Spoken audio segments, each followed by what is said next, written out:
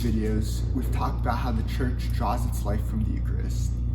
Today, we will continue studying St. John Paul II's encyclical, Ecclesia de Eucharistia, to examine how the Eucharist connects us to the universal Church.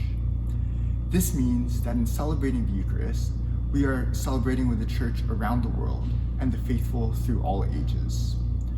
Thus, the Eucharist plays an essential role in the Church's unity and in its connection with Jesus through the apostles. The four marks of the Church professed in the Nicene Creed are that it is one, holy, Catholic, and apostolic. St. John Paul II says that because the Eucharist is so central to the Church, the Eucharist expresses and strengthens these four marks of the Church. In Ecclesia de Eucharistia, he specifically focuses on how the Eucharist reinforces the apostolic nature of the Church. Here we will be going over sections 26 to 33 of the encyclical. John Paul II explains how the Eucharist reflects and strengthens the Church's apostolic nature.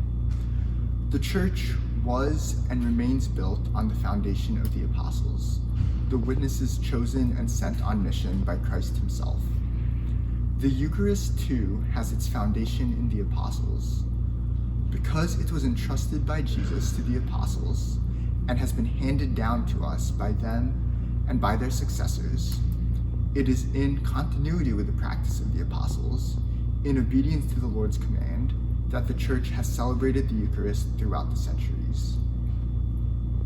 When we celebrate the Eucharist, we are expressing the fact that our liturgy and our very way of life as Catholics is not founded on human institutions, but on the foundation of the apostles, which was built by Christ himself.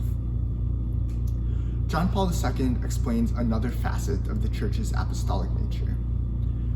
The Church is apostolic in the sense that she continues to be taught, sanctified, and guided by the apostles until Christ's return through their successors in pastoral office, the College of Bishops assisted by priests in union with the successor of Peter. The Eucharist also expresses this apostolicity. The ordained priest, acting in the person of Christ, brings about the Eucharistic sacrifice. Here, John Paul II is touching on the unbreakable connection between the ordained priesthood and the Eucharist. St. Thomas Aquinas understood priests to be distinct primarily because of the duty and the ability to offer the Eucharistic sacrifice.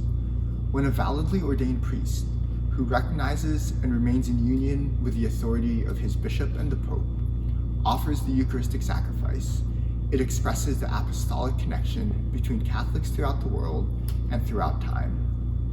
Not only are we united to the apostles, we are united to all the communities celebrating the Eucharist, who also recognize the authority of the Pope and bishops.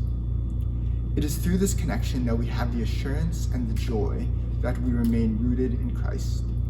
Our liturgy is not the Father Arthur show or the Andrew Skiff show. Rather, our liturgy is God's gift that connects us with all the communities that have celebrated and continue to celebrate the Eucharistic sacrifice. 2 videos ago, we discussed how the Eucharist places us in the presence of Christ's passion, death, and resurrection. The apostolic nature of the Eucharistic sacrifice means that we are also in the presence of Christians throughout time and throughout the world.